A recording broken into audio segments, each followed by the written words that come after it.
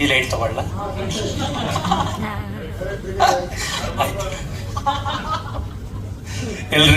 ಎಲ್ರಿಗೂ ನಮಸ್ಕಾರ.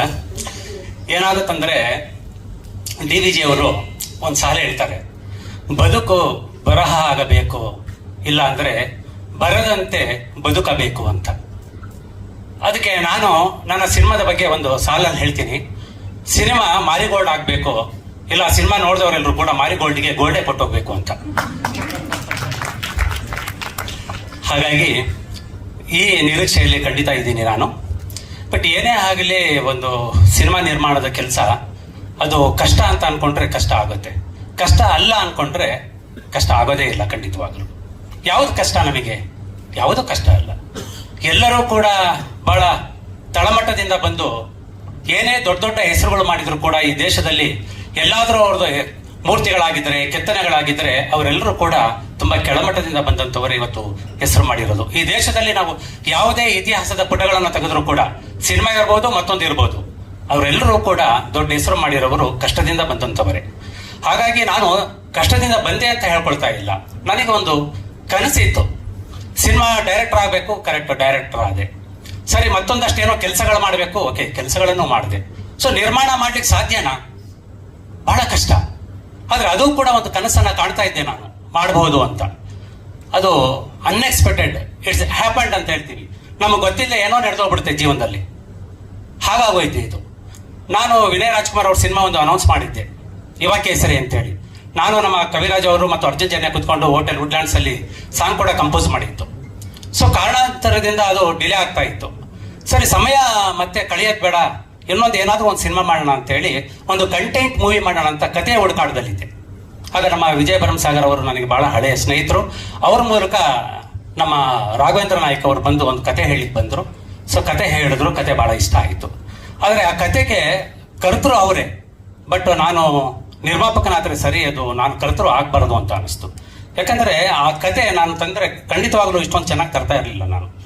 ನನಗೆ ಅದು ಆ ಕಂಟೆಂಟ್ ಮಾಡಲಿಕ್ಕೆ ಕಷ್ಟ ಅದು. ಹಾಗಾಗಿ ನಾನು ಹೇಳಿದೆ, ಇಲ್ಲ, ಇದಕ್ಕೆ ನೀವೇ ಡೈರೆಕ್ಟರ್ ಆಗಿ ನಾನು ನಿರ್ಮಾಪಕನಾಗ್ತೀನಿ ಅಂತ ಹೇಳಿದೆ. ಒಂದು ಸ್ವಲ್ಪ ಆ ಕ್ಷಣದಲ್ಲಿ ವಿಚಲಿತರಾದ್ರು ಅವರು. ಯಾಕಂದ್ರೆ ಪ್ರೊಡ್ಯೂಸರ್ ಅಂದ್ರೆ ಗೊತ್ತಲ್ಲ ಹೇಗಿರ್ಬೇಕು ಪ್ರೊಡ್ಯೂಸರ್. ಇವರೇನಪ್ಪ ಒಳ್ಳೆ ಸ್ಕೂಲ್ ಮಾಸ್ಟರ್ ಇದ್ದಂಗೆ ಇದ್ದಾರೆ, ಪ್ರೊಡ್ಯೂಸರ್ ಆಗೋದಕ್ಕೆ ಸಾಧ್ಯನಾ ಅಂತ. ಇಲ್ಲ, ಹಾಕ್ತೀನಿ, ನೀವು ಮಾಡಿ ಧೈರ್ಯವಾಗಿ ಅಂತ ಹೇಳಿದೆ. ಒಂದಿನ ಟೈಮ್ ಕೊಡಿ ಸರ್ ಅಂತ ಹೇಳಿದ್ರು.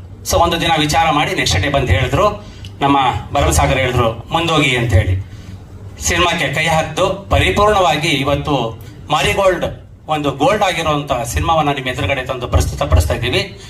ಸೊ ಡೇ ಒನ್ ಇಂದ ನಿಮ್ಮೆಲ್ಲರ ಸಹಕಾರದಿಂದ ಇವತ್ತು ಮಾರಿಗೋಲ್ಡ್ ಎಲ್ರಿಗೂ ಪರಿಚಯ ಆಗಿದೆ.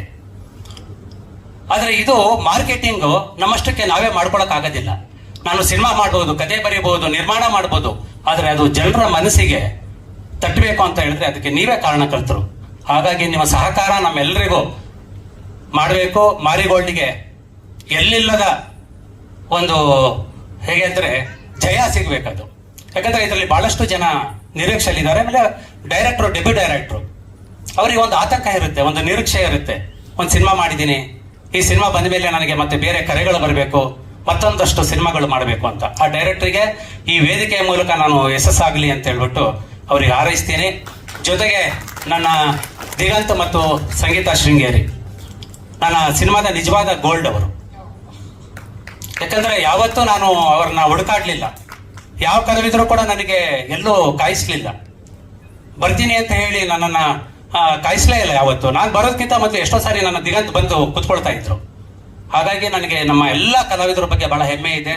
ನಮ್ಮ ಯಶ್ ಶೆಟ್ಟಿ ಇರ್ಬೋದು, ನಮ್ಮ ರಘು ನಿಡವಳ್ಳಿ ಅವರು ಇರ್ಬೋದು, ನಮ್ಮ ವೀರ್ ಸಮರ್ಥ ಮ್ಯೂಸಿಕ್ ಡೈರೆಕ್ಟರ್ ಇರ್ಬೋದು, ಎಲ್ಲರೂ ಕೂಡ ನನಗೆ ಬೆಂಗಾವಲಾಗಿ ನಿಂತ್ಕೊಂಡಿದ್ದಾರೆ. ನಮ್ಮ ಸಂಪತ್ ಮೈತ್ರಿ ಅವರು, ಗಣೇಶ್ ರಾವ್ ಅವರು ಎಲ್ಲರೂ ಕೂಡ ನನಗೆ ಬೆಂಗಾವಲಾಗಿ ನಿಂತಿದ್ದಾರೆ. ಈ ಸಿನಿಮಾಕ್ಕೆ ಬಿಡುಗಡೆ ಮಾಡೋದಕ್ಕೆ ವೆಂಕಟ್ ಗೌಡ ಅವರು ಕೂಡ ಮುಂದೆ ಬಂದಿದ್ದಾರೆ. ಅವ್ರು ಈ ಸಿನಿಮಾ ನೋಡಿ, ಸರ್ ನಾನು ಮಾಡ್ತೀನಿ, ಬೇರೆ ಬೇರೆಯವರೆಲ್ಲ ಕೇಳ್ತಾ ಇದ್ರು, ಇಲ್ಲ ನಾನೇ ಮಾಡಬೇಕು ಈ ಸಿನಿಮಾ ಅಂತ ಹೇಳಿ ನನಗೆ ತುಂಬಾ ಬೇಡಿಕೆ ಇಟ್ಟರು. ಆಯ್ತು ಮಾಡಿ ಅಂತ ಹೇಳಿದ್ದೀನಿ. ಇದೇ ಏಪ್ರಿಲ್ 5ಕ್ಕೆ ಸಿನಿಮಾ ಬಿಡುಗಡೆ ಆಗ್ತಾ ಇದೆ. ನಿಮ್ಮೆಲ್ಲರಿಗೂ ಕೂಡ ಈ ಹಬ್ಬದ ವಾತಾವರಣವನ್ನ ಸೃಷ್ಟಿ ಮಾಡುತ್ತೆ ಮಾರಿಗೋಲ್ಡ್. ಖಂಡಿತವಾಗ್ಲೂ ನಿಮಗೆ ಇದು ರುಚಿಸುತ್ತೆ. ಒಳ್ಳೆ ಸಿನಿಮಾ ಮಾಡಿದಾರಪ್ಪ ಅಂತ ಹೇಳಿ ನೀವೆಲ್ಲರೂ ಕೂಡ ನಮ್ಮೆಲ್ಲರಿಗೂ ಬೆನ್ನು ತಡ್ತೀರಾ.